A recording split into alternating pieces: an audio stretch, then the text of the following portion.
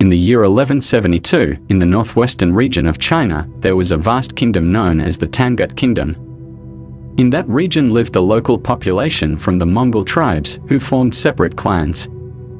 These clans were led by individuals who held the title Khan. The rivalry between clans often led to conflicts and wars, resulting in many deaths.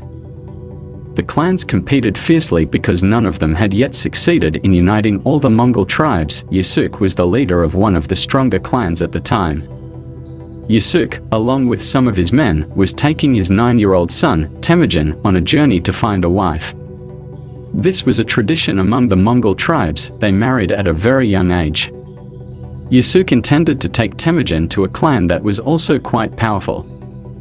However, because the distance to that clan was quite far, they decided to rest at a smaller clan, led by one of Yusuk's friends. While tying up his horse, Temujin was approached by a young girl named Bort. The two of them introduced themselves, and Bort asked Temujin what he and his father were doing on this journey. Temujin replied that, since he was now 9 years old, it was time for him to find a wife. Upon hearing this, without any hesitation, Bort boldly told Temujin to choose her as his wife. Temujin was surprised by her courage, standing still in shock for a moment. Later that night, Temujin couldn't take his eyes off Bort. Her bravery and confidence had clearly left a deep impression on him. Eventually, Temujin informed his father that he wanted to choose his wife from this small clan.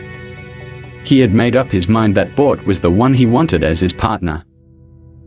Yasuke was shocked. He tried to forbid Temujin from choosing a wife from this weak clan, but Temujin insisted. As a man, he believed he had the right to choose his own wife. Yasuke, unable to deny his son's wish, reluctantly agreed. The next day, Temujin went through the bridal selection ceremony. Isuge, Temujin's father, advised him to choose a bride with strong legs, one who could bring happiness without hesitation. Temujin immediately chose Bort to be his wife. They were officially married, but they would not live together for another 5 years, until Temujin was of age. Before leaving, Temujin gave Bort a necklace made from bone, which was believed to grant wishes. Temujin and his father then returned to their clan. On the way back, the group sought shelter beneath some rocks during a thunderstorm. In Mongol tradition, thunder was feared, as it was seen as a sign that their god, Tingri, was angry. The next morning, as the group was preparing to rest again, Yasuke noticed that a rival clan was also resting nearby. Tension arose, but because Mongol law forbade fighting during rest, Yasuke ordered his men to remain calm. A servant from the rival clan approached, offering a bowl of milk as a symbol of peace. Yasuke's men suggested that the servant should drink the milk first, to ensure it wasn't poisoned, but Yasuke refused. He believed in honoring tradition. If the enemy did not wish for conflict, then neither would he. In response, Yasuke sent a bowl of juice and some food to the rival clan's leader. Without suspicion, Yasuke drank the milk he had received from the rival clan. The group continued their journey, but along the way, Yasuke began to feel something strange. Suddenly, he collapsed. Yasuke was dying. He had been poisoned. Before he died, Yasuke told Temujin that he would now take his place as the Khan. If Temujin ever faced difficulties, Yasuke instructed him to pray and asked for help from their god, Tingri. After Yasuke's funeral, a rebellion broke out.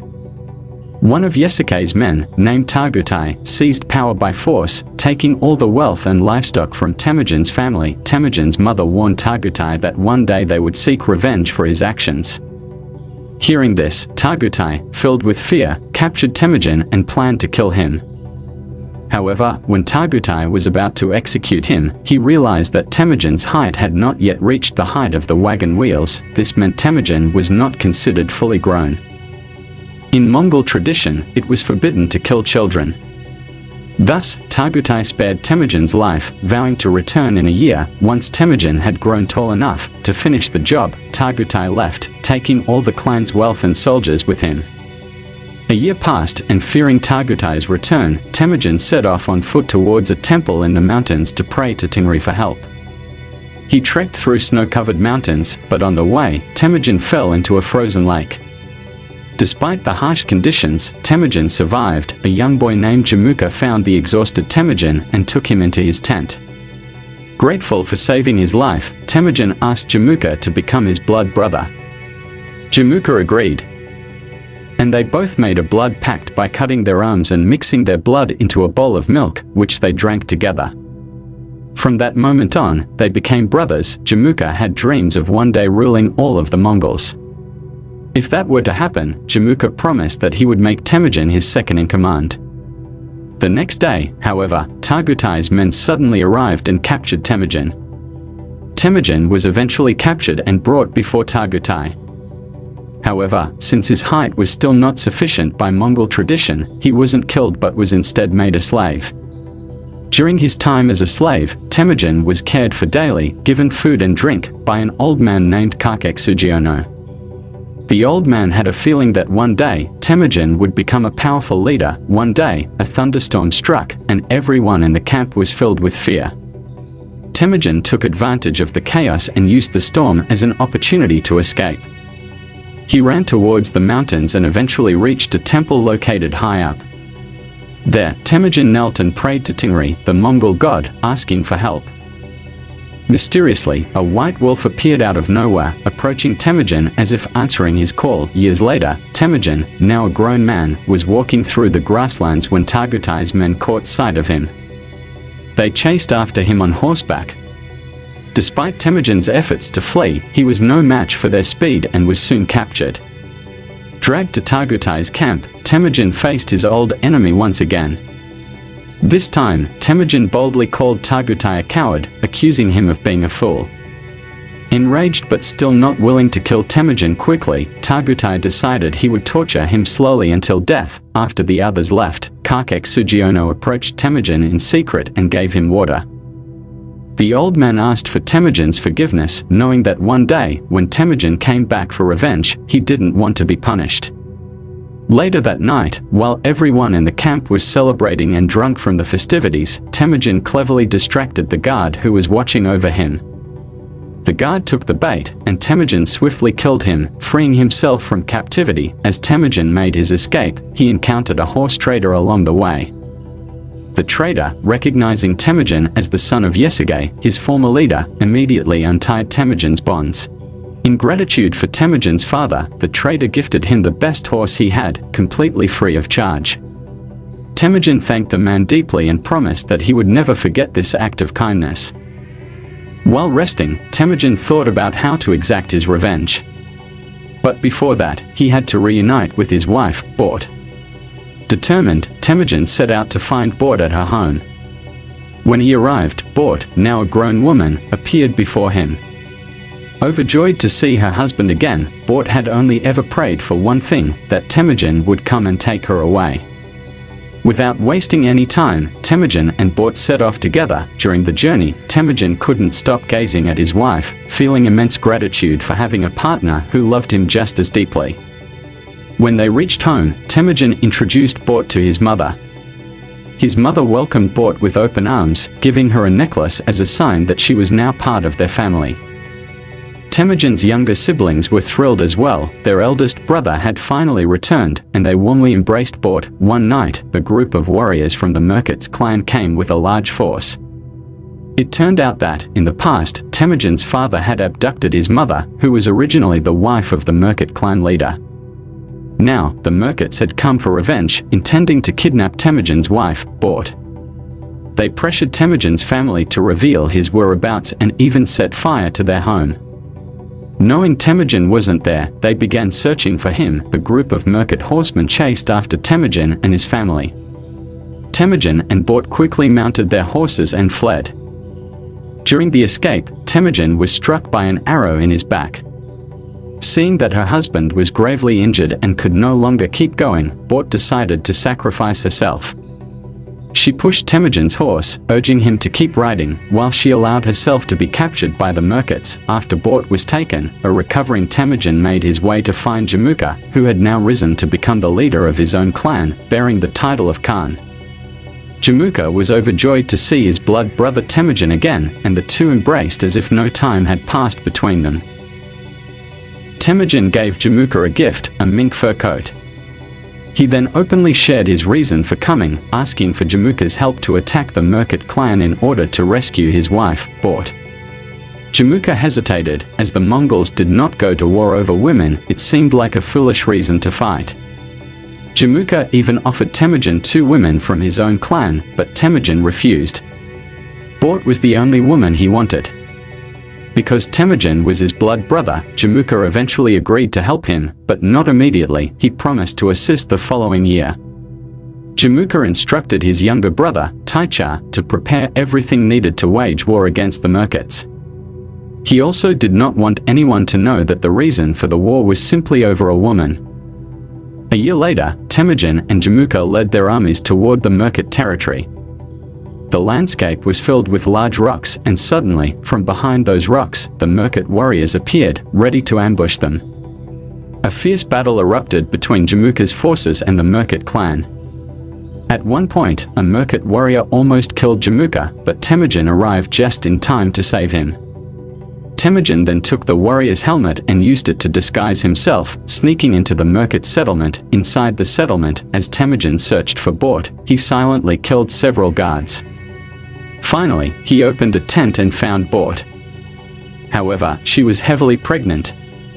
Near her, Temujin saw the body of a man lying dead. It was Bort who had killed him. She had been waiting for Temujin's arrival. Overwhelmed with emotion, Temujin embraced Bort tightly. Soon after, Jamuka arrived to announce that they had won the battle. Temujin then declared that from this moment forward, the child Bort carried would be his own, fully accepting the situation. Later that night, during a celebratory feast, Jamuka praised Temujin for his courage in standing by a woman who had killed the man lying beside her. It was a testament to Temujin's strength and loyalty, even in such trying circumstances. Temujin merely smiled when he heard Jamuka's words, and they all laughed together. Later, a soldier approached Temujin and led him to a group of warriors. They asked Temujin about the division of the spoils from the battle. To their surprise, Temujin requested only 10% for himself, distributing the remaining wealth to all the soldiers who had fought alongside him. Families of those who had fallen in battle were given even larger shares. The soldiers were delighted and deeply grateful to Temujin for his generosity. As the night wore on and everyone fell asleep, Temujin quietly approached his wife, Bort. She whispered to him, warning that there cannot be 2 kings in one kingdom.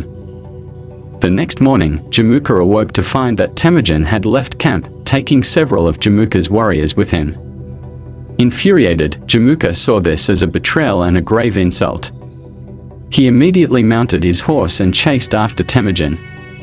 Upon catching up, Jamuka demanded to know why his men had abandoned him. The former followers of Jamuka explained that they now saw Temujin as a more generous leader. They had decided to follow him and make him their new leader. When Jamuka turned to Temujin, asking for an explanation, Temujin calmly replied that he couldn't reject anyone who chose to follow him, and that, according to Mongol law, every man was free to choose his leader. Jamuka's younger brother, Taicha, then demanded that the former soldiers return the horses he had gifted them. However, the men refused, insisting the horses were now theirs. Jamuka, realizing he had no choice, remained silent and rode away. Some time later, Temujin's men spotted someone stealing their horses. They quickly chased the thief and, during the pursuit, shot and killed one of the horse thieves. When they approached the body, they were horrified to discover that the man they had killed was none other than Jamuka's younger brother, Taicha. The men rushed back to camp to report the tragic news to Temujin. Realizing that this incident would surely spark a war, one of Temujin's soldiers confessed that he was the one who shot Jamuka's younger brother. He was willing to be executed and offered to be handed over to Jamuka. Temujin, torn and uncertain, sought the counsel of his wife, Bort. She replied, asking, "Would you kill one of your own warriors who has fought so hard to protect your clan?" Not long after, Tagutai arrived to meet with Jamuka, having heard the news that Jamuka's brother had been killed by Temujin's men. Tagutai offered to help Jamuka take revenge on the condition that Jamuka hand Temujin over to him. Jamuka smiled, realizing that Tagutai was still so afraid of Temujin that he would ally with him just to ensure his defeat. This only strengthened Jamuka's belief that there were now only two truly powerful Khans on the Mongolian steppes, himself and Temujin. The story quickly unfolds as Jamuka and Tagutai merged their forces to hunt down Temujin's clan. Temujin's scouts saw their approach, and his men became terrified, knowing that Jamuka's army was 10 times larger than their own. Temujin ordered some of his men to protect the women and children, sending them far away, while he and the rest of his warriors prepared to face Jamuka in battle. Temujin led his men to higher ground and instructed them to build a simple defensive wall. Before heading into battle, Temujin said farewell to his wife and child. Bort, with a heavy heart, returned the bone necklace to him, wishing for his safety. The group of women and children began their journey to safety, while from the distance, the massive army of Jamuka could be seen closing in. As Jamuka's forces advanced, he immediately commanded his troops to attack. The battle erupted, with Temujin and his outnumbered soldiers doing their best to fend off Jamuka's overwhelming army. The clash was brutal, and Temujin's forces were slowly being pushed back. Many of his warriors were killed in the fierce fighting. Temujin, now isolated and surrounded by dozens of Jamuka's men, fought bravely but was ultimately captured. That night, Jamuka urged Temujin to surrender, but Temujin refused. Instead, he apologized to Jamuka. Hearing this, Jamuka had no desire to kill Temujin. Instead, he sold Temujin as a slave to a group of slave traders. That same day, the slave traders took Temujin and several of his captured men, now slaves, to the city to be sold. A year later, near the borders of the Tangut Kingdom, a Tangut general was strolling through the market. The general wanted to buy a slave and chose Temujin. However, an old monk standing beside him advised against it, warning that he had a premonition that Temujin would bring calamity upon the Tangut Kingdom, that Temujin would destroy the entire Tangut realm. The general simply smiled, not believing that one Mongolian slave could possibly bring down such a vast and powerful kingdom.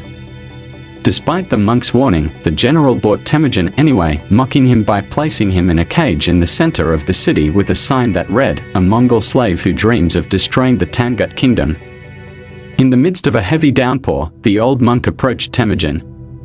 He asked Temujin to show mercy to the monks if, one day, he ever attacked the Tangut kingdom. The monk begged that when the time came, Temujin would not destroy the monastery. The monk was willing to do anything to help. Temujin, in return, asked the old monk to find a merchant who traded with the Mongols and deliver a message for him, informing them of Temujin's whereabouts and giving a bone necklace to a woman named Bort.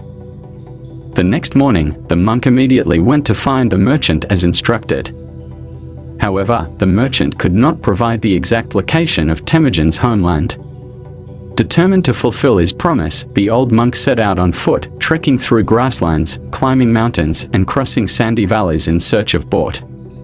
For days, the monk traveled on this exhausting journey. But due to his advanced age, the monk's strength eventually failed him, and he passed away in the middle of his quest. In a distant place, Bort suddenly woke up, feeling a strange premonition. She quickly urged her son, Jokai, to hurry and set off on a journey. Together, Bort and Jokai came across the body of the old monk, who had passed away. Next to the monk, Bort found Temujin's necklace.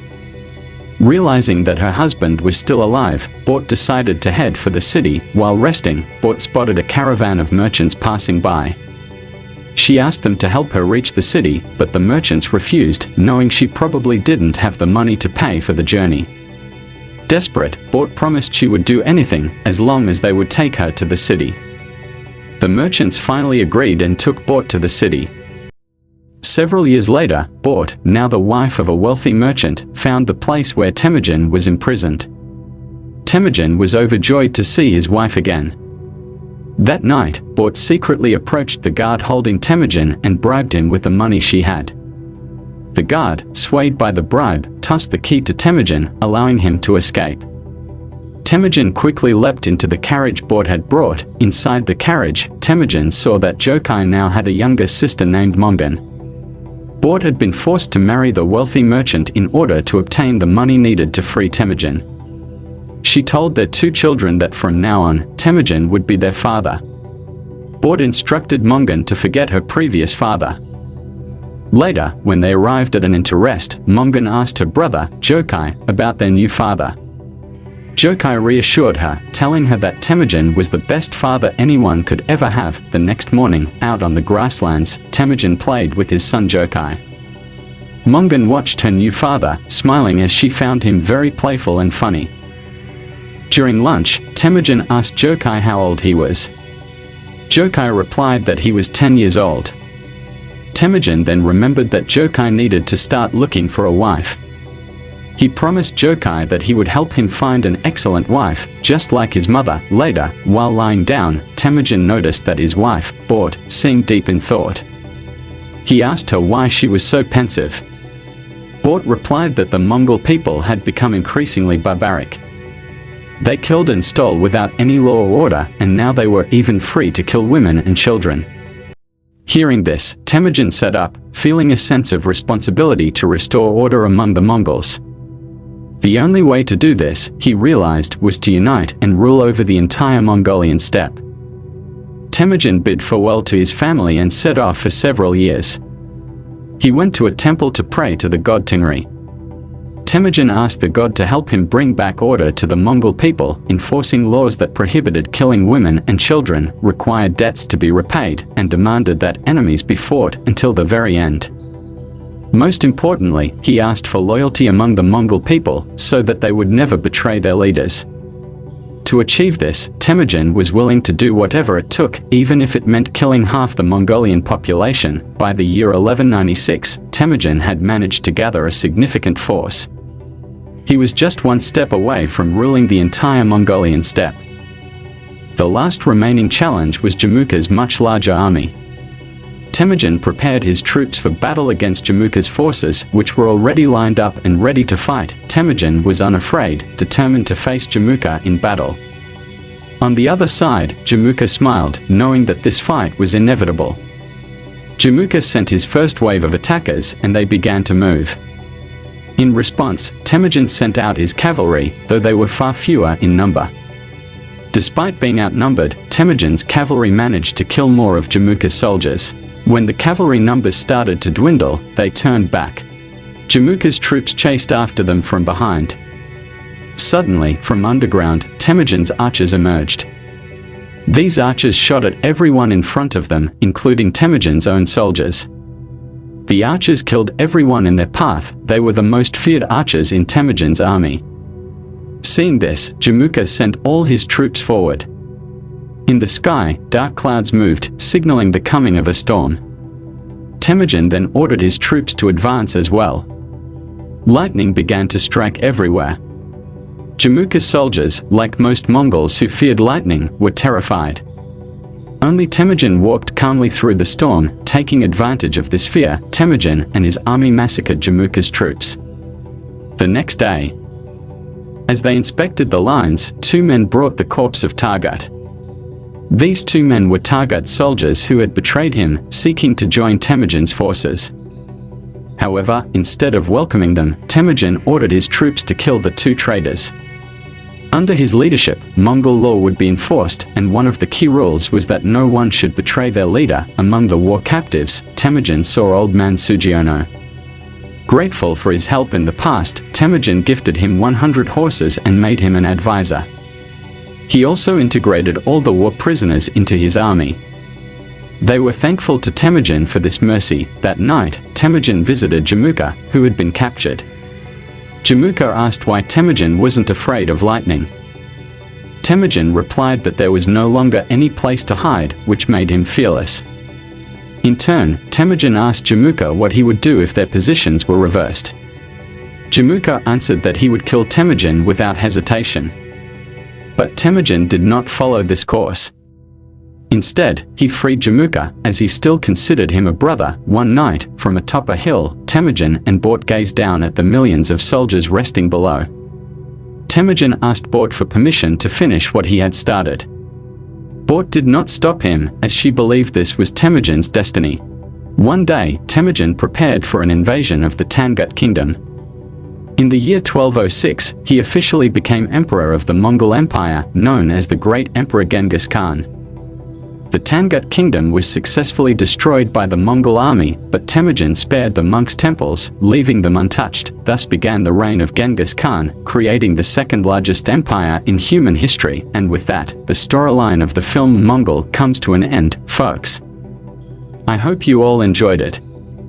The lesson we can take from this movie is, start looking for a wife when you're 9 years old. Who knows, you might become the next Genghis Khan. Write your criticisms and suggestions in the comments section. Don't forget to follow all our social media, and see you in our next content. Bye.